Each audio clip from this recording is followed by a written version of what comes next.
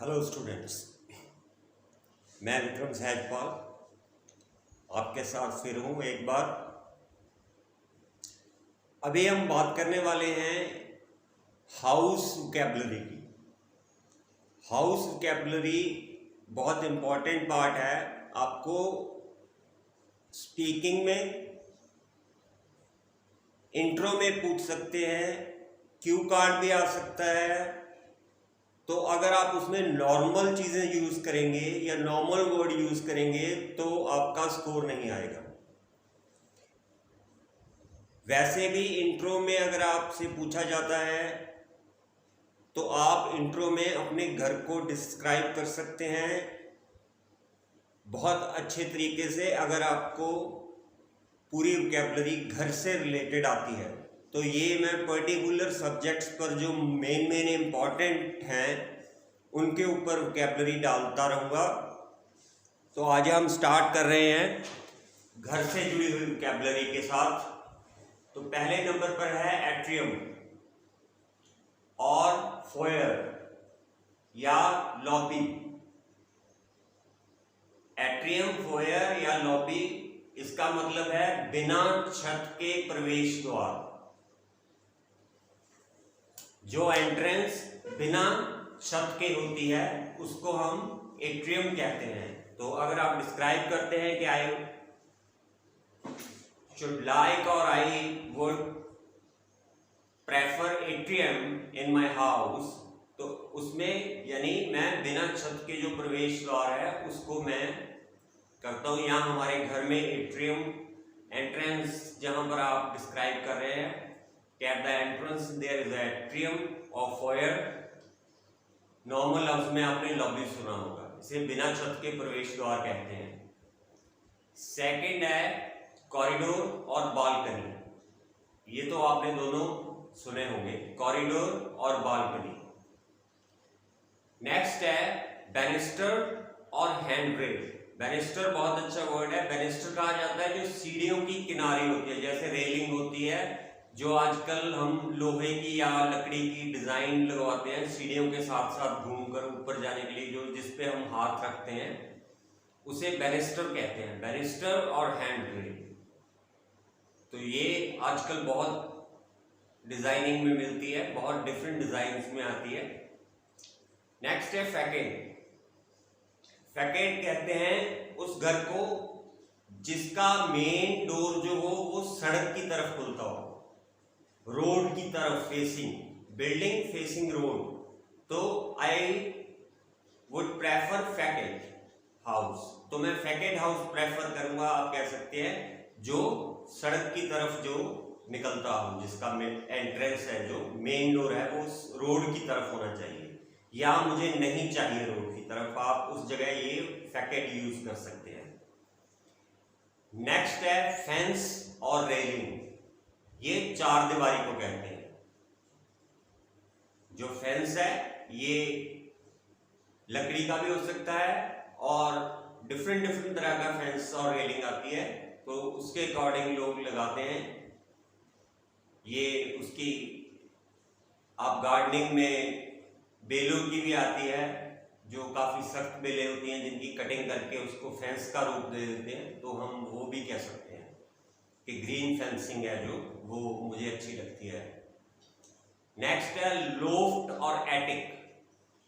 जब हम छत के ऊपर जो हमारी छत होती है वहां पर लोग डिजाइन बना लेते हैं झोपड़ी की तरह या कुछ भी ऐसा, उसे एटिक बोलते हैं या लॉफ्ट बोलते हैं। तो वो डिजाइनिंग, या तो हम उस छत के नीचे छोटा सा कमरा बना लेते हैं बिल्कुल, या खाली जगह छोड़ देते हैं। तो वो खाली जगह या छोटा कमरा जो ऊपर बना होता है, जैसे झोपड़ी की शेप दे दी या वैसे राउंड शेप देकर छोटी सी ऊपर बना ली जगह जहां पर सीढ़ियां निकलती हैं, अक्सर वहां पर होता है ये, इसको लोफ्ट या एटिक बोलते हैं, ये ध्यान में रख लीजिएगा। नेक्स्ट है कॉलम और पोस्ट। ये लॉन्ग वर्टिकल बिल्डिंग होती है, जो लंबी इमारत होती है उसको बोलते हैं कॉलम और पोस्ट। नेक्स्ट है पोर्च और वरांडा। वरांडा जो है वो हम वैसे यूज करते रहते हैं, लेकिन इंग्लिश में ये यूज होता है पोर्च। जो एंट्रेंस ऊपर से ढकी हुई हो, ऊपर से बंद हो। नीचे पिलर होते हैं, यहाँ मोस्टली हमने देखा होगा आप गाड़ी खड़ी करते हैं तो उसको हम पोर्च बोलते हैं, जिसके जो ऊपर से बंद होता है, ऊपर रूम बना लेते हैं और नीचे पिलर्स होते हैं और उसके नीचे गाड़ी खड़ी हो जाती है, दैट्स कॉल्ड पोर्च। और उसके बाद है रूफ। रूफ कहा जाता है छत के ऊपरी हिस्से को, जहां पर आप पतंग उड़ाते हैं खड़े होके, वो रूफ है। और सीलिंग वो है जहां पर नीचे पंखा लगा हुआ है। तो छत को एक ही बात, एक ही वर्ड में नहीं एक्सप्लेन कर सकते, आपको बताना पड़ेगा कि सीलिंग, इसीलिए सीलिंग फैन कहते हैं, जो नीचे पंखा लगा होता है हमारा छत वाला, उसे सीलिंग फैन कहते हैं। और रूफ फैन नहीं कहते। रूफ छत का ऊपरी हिस्सा और सीलिंग छत का अंदरूनी हिस्सा। इसी तरह आगे है थ्रेशहोल्ड। थ्रेशहोल्ड कहा जाता है दहलीज को, जो दहलीज होती है हमारी, उसको हम थ्रेशहोल्ड कहते हैं। नेक्स्ट है बुक केस या बुक शेल्फ, किताबें रखने के लिए जो बनाते हैं, बुक केस और बुक शेल्फ। नेक्स्ट है शैंडलियर। शैंडलियर फानूस या झूमर जो छत को सजाने के लिए लगाते हैं, बड़े बड़े झूमर हमने देखे होंगे, आपने मूवीज में देखे होंगे, या वैसे आपके अपने घर में भी होंगे, कई छोटे लगा लेते हैं, कई बड़े लगा लेते हैं। तो ये एक काफी रिचनेस को ये शो करता है, शैंडलियर कहते हैं इसे। फानूस छत वाला, ये उर्दू का वर्ड है, और ये झूमर। नेक्स्ट है कॉट। कॉट हम खाट को बोलते हैं, पंजाबी में जिसे मंजा बोलते हैं, that is called cot, COT cot. जैसे छत पर हम सोने के लिए गर्मियों में कॉट यूज करते हैं, वहां पर बेड नहीं ले जा सकते तो कॉट यूज करते हैं। नेक्स्ट है हमारे पास डिस्प्ले कैबिनेट, दिखाने वाली अलमारी, जिसे हम शोकेस बोलते हैं ना। शोकेस बड़ा कॉमन सा वर्ड है, उसे मत यूज कीजिए, उसकी जगह आप कह सकते हैं कि हमारा जो ड्राइंग रूम है या लिविंग रूम जिसे हम कहते हैं, उसमें आप अपने अकॉर्डिंग बता सकते हैं कि there is a display cabinet, और यहाँ I would prefer display cabinet there, जिसमें आप ट्रॉफीज वगैरह होती हैं आपकी रखी हुई, यहाँ मेमोरेबल फोटोग्राफ्स होती हैं आपकी, जैसे ग्रैंडफादर ग्रैंड मदर की होती हैं, या वैसे कोई हम चीज रख देते हैं सजावट वाली जो होती है, तो उसे डिस्प्ले कैबिनेट में रखा जाता है। नेक्स्ट है हाई चेयर। कितनी तरह की कुर्सियां होती हैं हमारे घर में? हाई चेयर वो जिसकी बैक काफी उठी हुई होती है, उभरी हुई, ऊंची ऊंची होती है।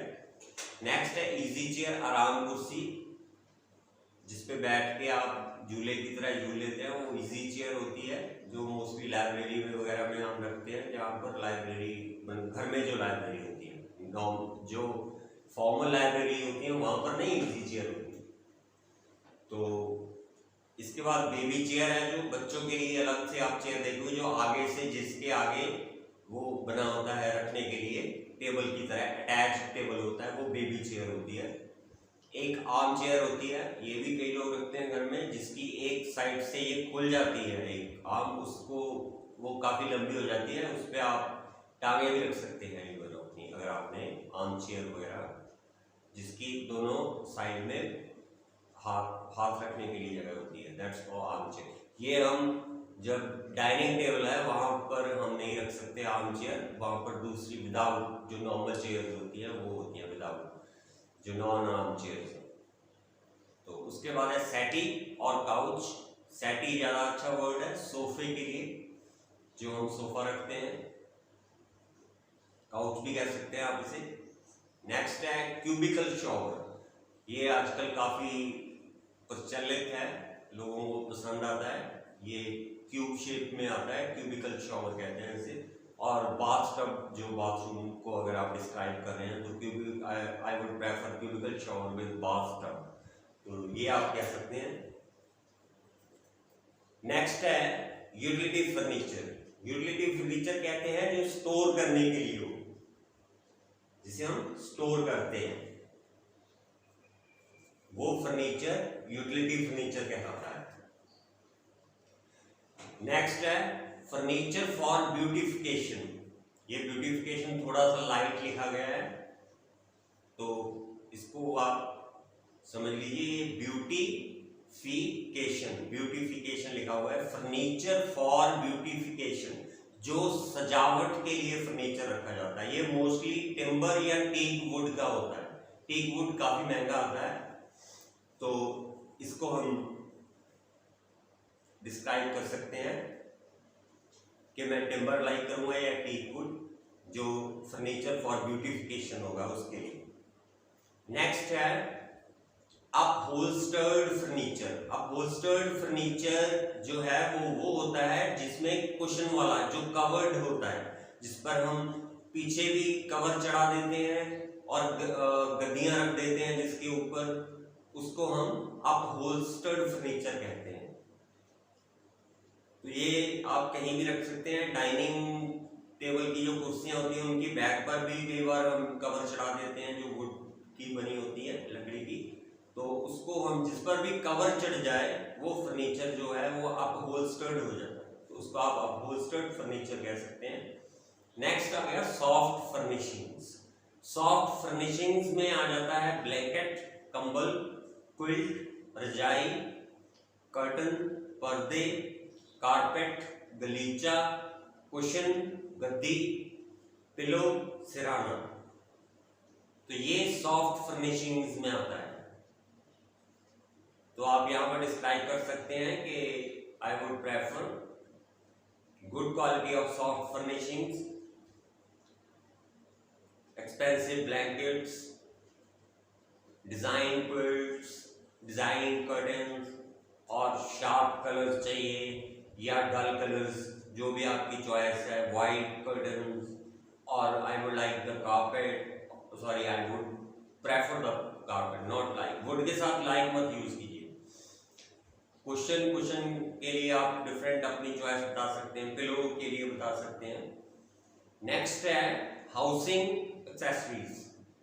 तो हाउसिंग एक्सेसरीज में आप ऐड कर सकते हैं डोरमैट, पायदान, अंदर जाने के लिए जो सबसे पहले हम रखते हैं, टेबल मैट, टेबल के ऊपर बिछाने वाला जो मैट्स आते हैं डिफरेंट डिजाइन के।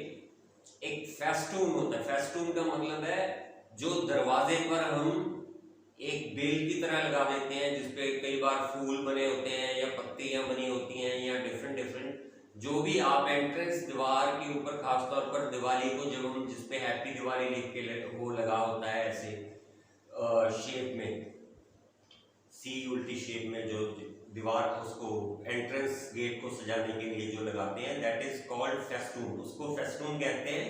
और टू एरे एंट्रेंस का मतलब है, एरे का मतलब है सजाना। सो आई